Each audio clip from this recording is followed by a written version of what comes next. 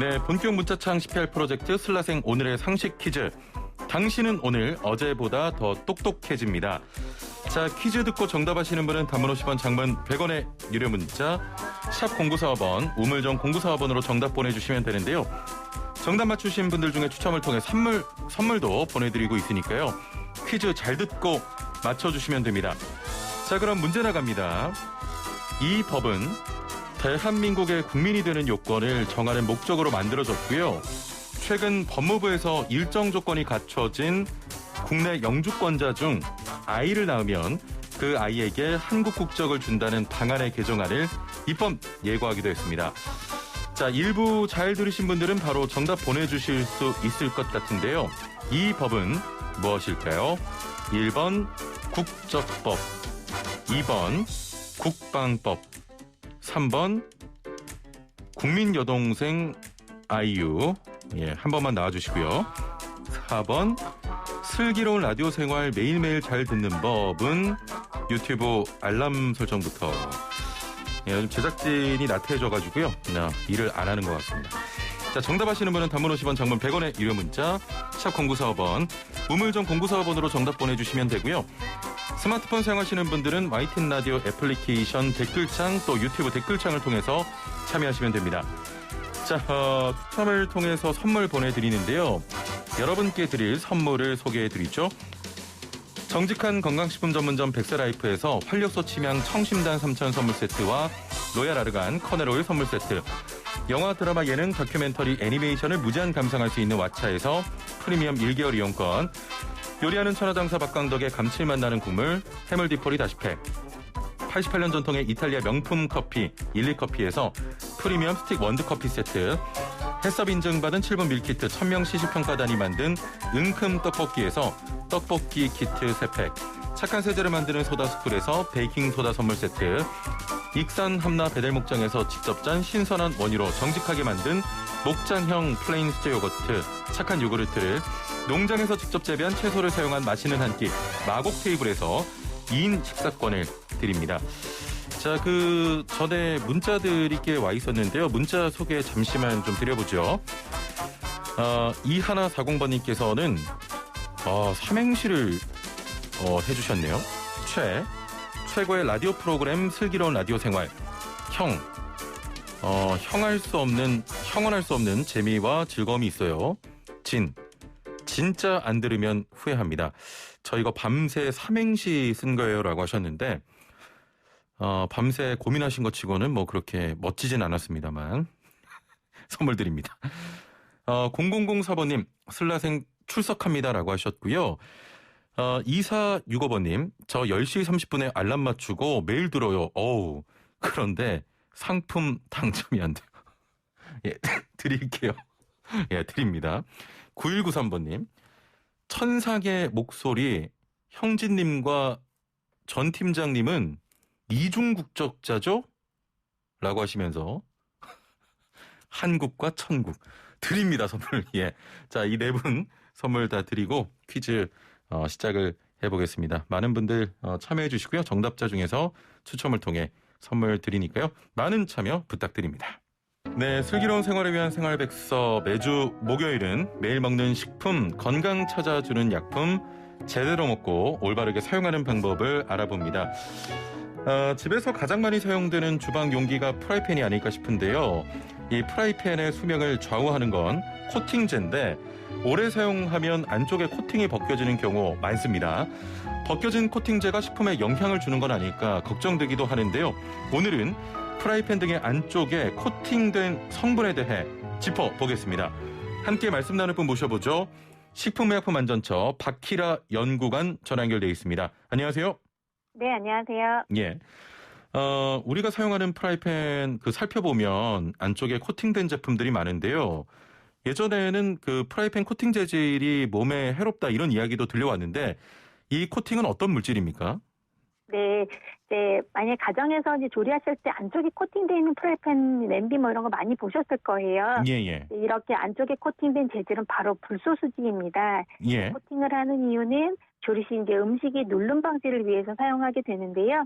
예전에는 이런 불소수지를 만들 때 과불화합물의 일종인 PFOA가 가공 보조제로 사용되었었다고는 하는데요. 예. 현재는 이 PFOA는 사용하고 있지 않습니다.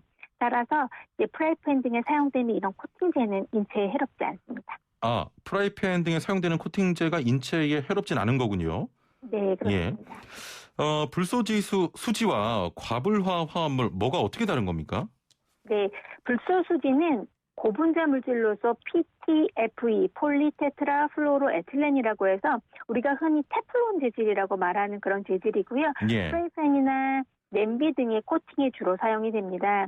한편 이제 PFOA, PFOS 등과 같은 이런 과불화합물은 저분자 물질로서 물이나 기름 등이 쉽게 스며들거나 오염되는 것을 방지하는 특성이 있어서 예. 여러 분야에서 사용되었던 이런 물질인데요. 국제 협약에 따라서 현재는 사용하고 있지 않습니다. 따라서 이 불소수지와 이 과불화합물은 화학적 구조라든지 물리적 특성이 전혀 다른 물질이라고 보시면 됩니다. 예. 말씀하셨듯이 현재는 프라이팬에 과불화 화합물을 사용하지 않는다고는 하지만 예전에 좀 사용했다고 하면 코팅된 프라이팬을 통해서 이 과불화 화합물을 좀 섭취할 수도 있지 않았겠습니까? 네, 사실 프라이팬을 통해 과불화합물을 섭취할 가능성은 매우 낮습니다. 예. 최근에는 이제 불소수지를 제조할 때 과불화합물을 사용하지도 않지만 설사 불소수지에 PFOA가 들어있다 하더라도 프라이팬의 코팅 과정 중에 430도 정도의 온도에서 굽는 과정을 거치기 때문에 예. PFOA가 잔류돼서 검출된 가능성은 매우 낮다고 볼 수 있습니다. 예. 그러면 프라이팬에 사용된 불소수지를 섭취했을 때 문제가 되거나 하진 않습니까? 네, 불소수지는 화학적으로 매우 안정한 성질을 가지고 있어서 예. 쉽게 분해되거나 변하지는 않습니다. 따라서 프라이팬이나 냄비에 떨어진 이런 불소수지 조각을 실수로 먹는다 하더라도 체내에서 흡수가 되지 않고요. 그대로 배출되기 때문에 인체 위해 발생 우려는 거의 없다고 보시면 됩니다. 예. 또한 대표적인 이런 불소수지는 국제암연구소에서 그룹 3번, 그러니까 인체 발암 비분류 물질로서 인체 발암성이 없는 것으로 평가된 바 있어서요. 예. 걱정하지 않으셔도 됩니다. 예, 알겠습니다. 끝으로 그 코팅된 프라이팬 사용할 때 주의사항 좀 소개를 해주시죠. 네, 불소수지가 코팅된 프라이팬은 조리하거나 음식물 찌꺼기를 제거할 때 날카로운 금속을 사용하게 되면 코팅이 벗겨지거나 흠집이 생겨서 이물질이 낄 우려가 있습니다. 예. 따라서 조리 시에는 목재나 합성수지제 등 부드러운 재질의 뒤집개를 사용을 하시고요. 세척 시에도 금속 수세미 대신에 부드러운 수세미라든지 주방세제 등을 이용해서 세척하는 것이 좋습니다. 또한 새로 구입한 이 프라이팬이 있다면 사용하시기 전에 깨끗이 세척한 후에 사용을 하시고요. 예. 프라이팬은 오래 가열하지 않는 것이 좋습니다. 끝으로 이제 조리기구는 제품마다 특성이 다를 수 있으니까요. 표시된 주의사항을 꼭 확인하시고 사용하시기 바랍니다. 예, 알겠습니다.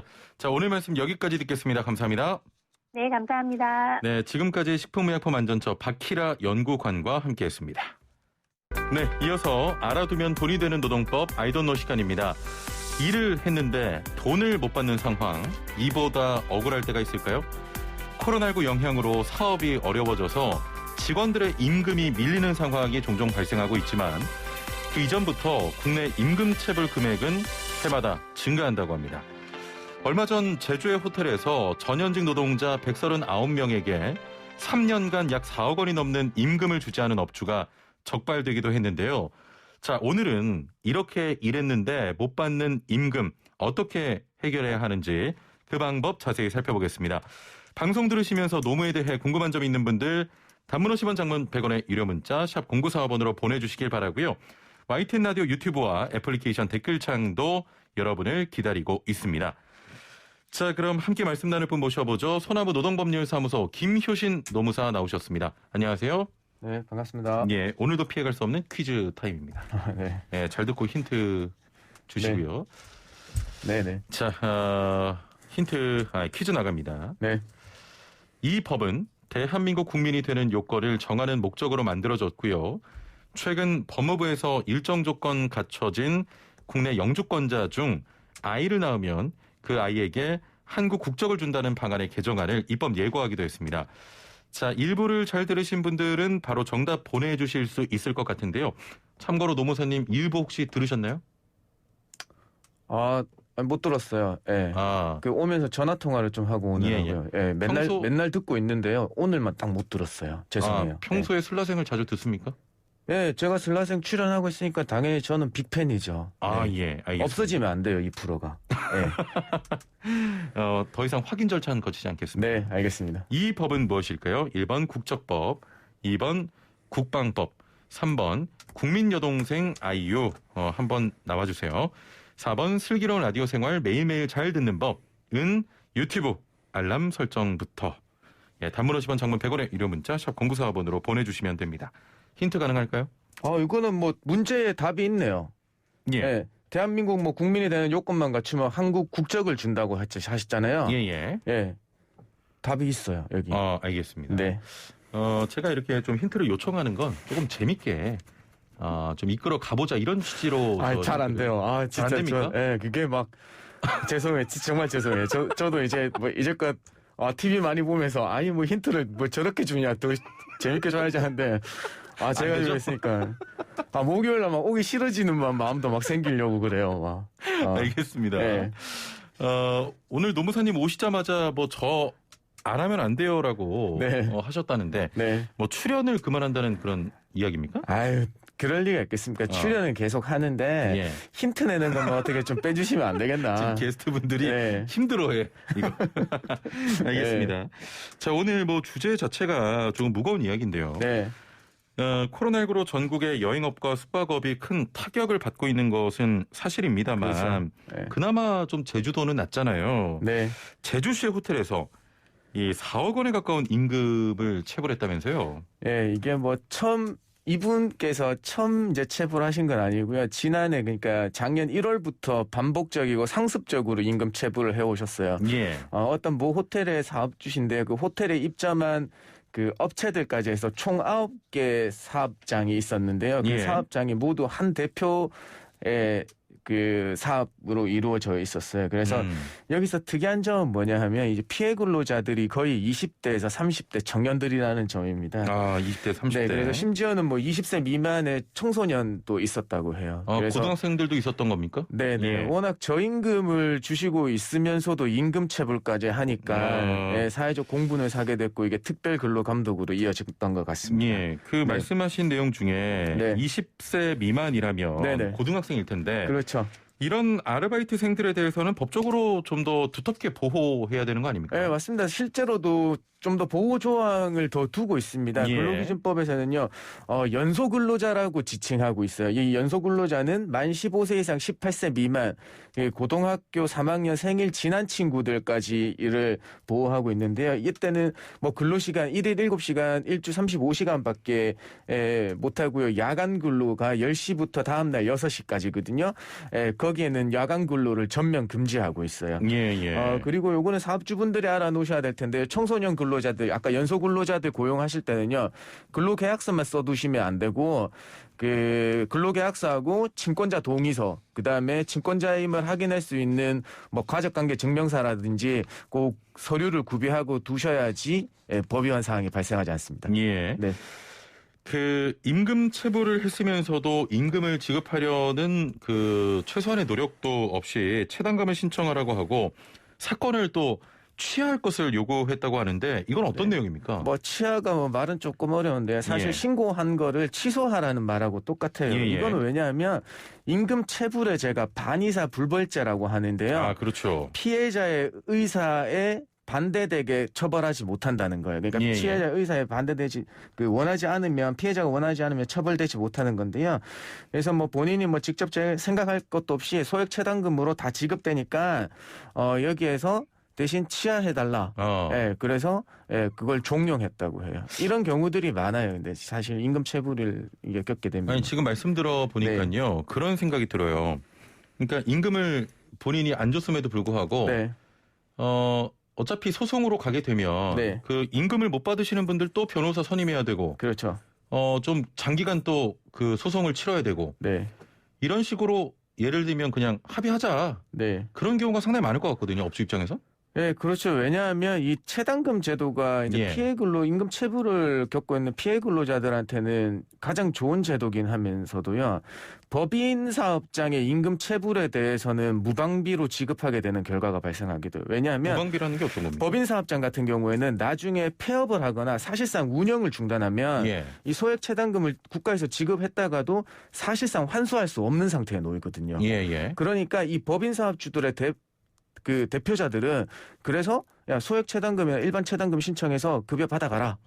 예. 그래서 나중에 그냥 그 청산해버리고 자기는 그 법인은 민사적 책임, 임금 채권 책임에서 자유로워지는 거고요. 그래서 치하서를 받음으로써 법인 대표한테 부과되는 근로기준법의 형사 처벌에서도 자유롭고 싶어 하거든요. 예. 아니 만약에 임금이 한 1,000만 원 밀렸어요. 네. 그럼 소액 체당금은 1,000만 원을 다 줍니까? 예, 소액 체당금은 최대 한도가 1,000만 원이에요. 그런데 잘 알아두셔야 될 게 월급 700, 퇴직금 700만 원 한도예요. 아, 퇴직금이 포함되어 있네요. 그렇죠. 이제 그 1,000만 원 월급하고 퇴직금을 다 합쳐서 뭐 1,000만 원이 된다고 하더라도 예. 월급이 700만 원이고 뭐 퇴직금이 300만 원밖에 안 되고 이런 경우가 발생을 해요. 그래서 예. 더 중요한 거는 뭐냐 하면 이 임금 체불이 한 5개월 정도 체불이 되셨다고 하더라도 이 소액 체당금으로 지급받으실 수 있는 금액 그 범위는 최종 3개월 분의 임금 체불 금액밖에 안 돼요. 아, 그렇군요. 네. 예. 알겠습니다. 체불 임금을 받을 수 있는 체당금 제도 네. 또 자세히 한번 소개해 주세요. 이제 뭐 체당금 종류 제가 몇 번 말씀을 드렸는데 예. 두 가지 이 종류가 있어요. 일반 체당금하고 소액 체당금인데요.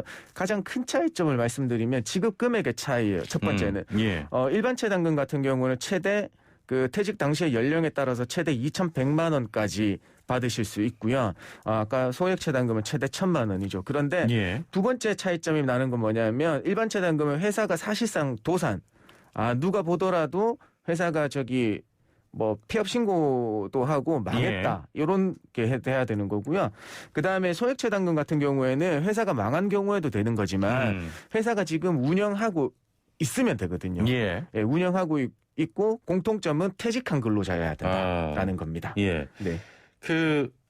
제가 알기로는 10월 달인가요? 10월 14일부터 네. 변경된 예. 소액 체당금 제도가 또 시행된다고 알고 있는데 맞아요. 이거 어떤 네. 내용입니까? 예, 조금 더 이제 더 용어의 순화가 됩니다. 체당금이라고 하니까 뭔지 약간 잘 감이 안 몰라요. 용어만 오시잖아요. 들으면. 예. 예, 요거는 순수한 한자어라서 그러는데요. 일상생활에서 잘 쓰지도 않는 걸 들으니까 제도를 홍보하기에도 어려워요. 그래서 10월 14일부터는 대지급금이라는 용어로 바뀌었습니다. 대지급금이요? 예, 대지급금. 그것도 어려운데. 이것도 어려워요. 그러면은 이게 풀네임은 어떤 거냐면 체불임금 대지급금이에요. 예. 그래서 약칭해서 대지급금이라고 하는데요. 대신해서 지급해준다 이런 느낌으로 받아들이시면 돼요. 그다음에 예. 지급 절차가 간소화됐어요.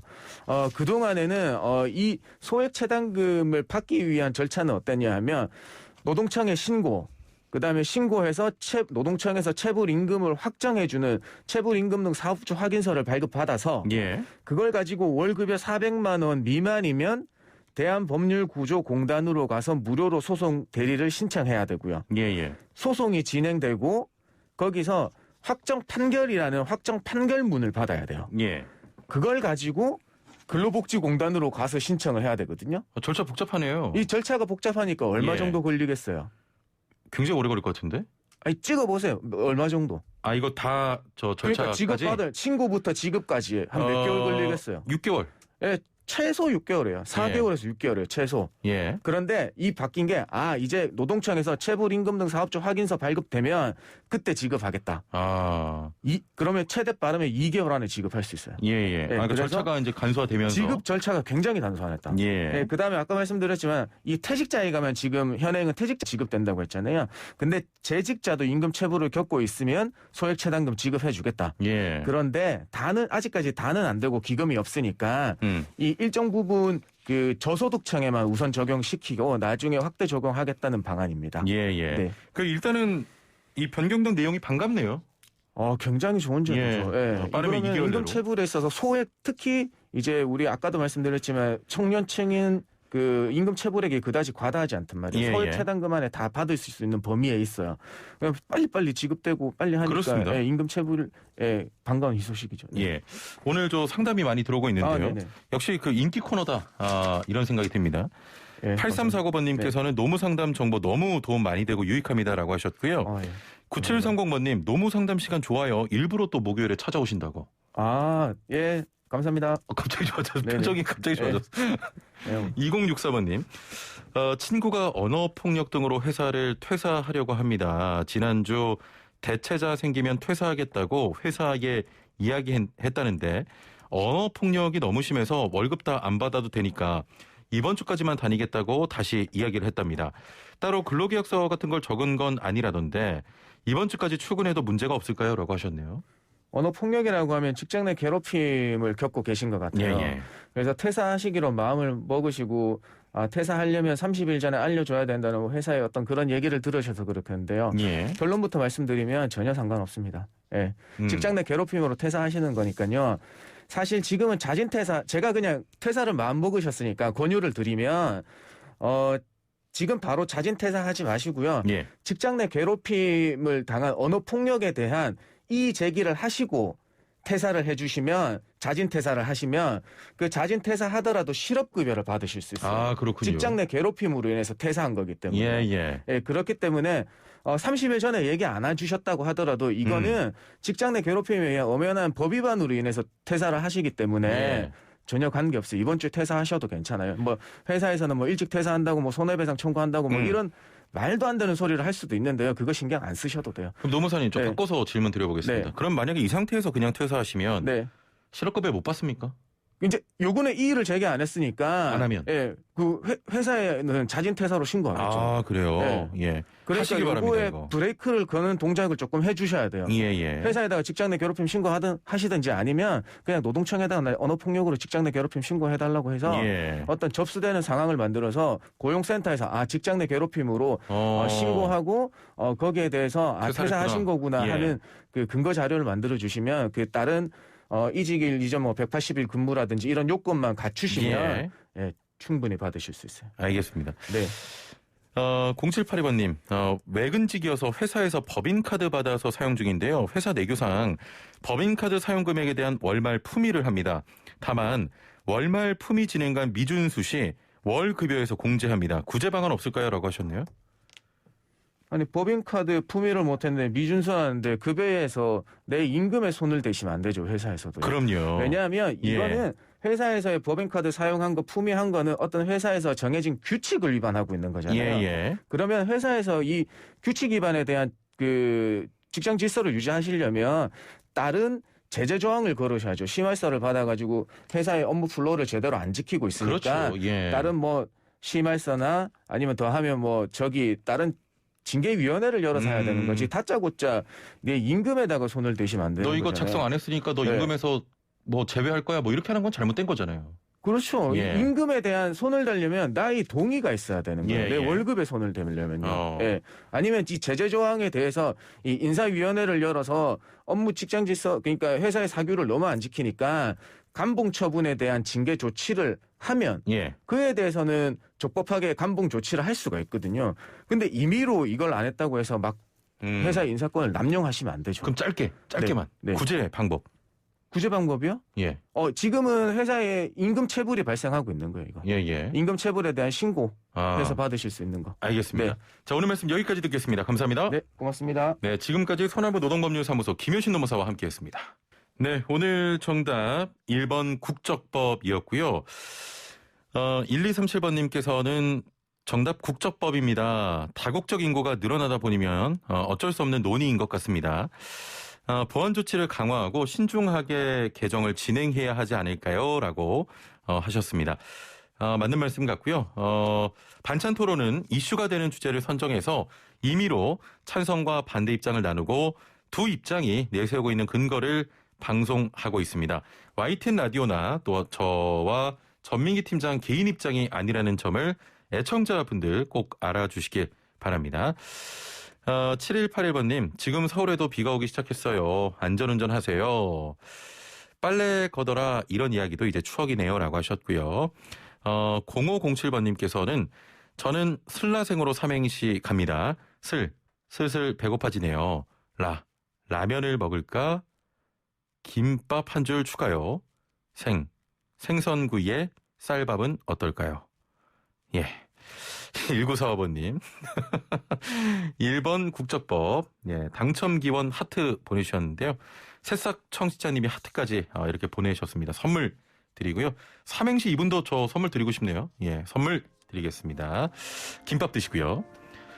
자, 마지막 곡으로 M2M의 손에 손잡고 전해드립니다. 요양병원에서 가족 간 면회가 시작이 됐는데요. 꼭 맞잡은 두 손, 예, 서로 간의 운정을 느끼시길 바랍니다. 오늘 하루 안전하게 보내시고요. 내일 뵙죠. 최영진이었습니다. 고맙습니다.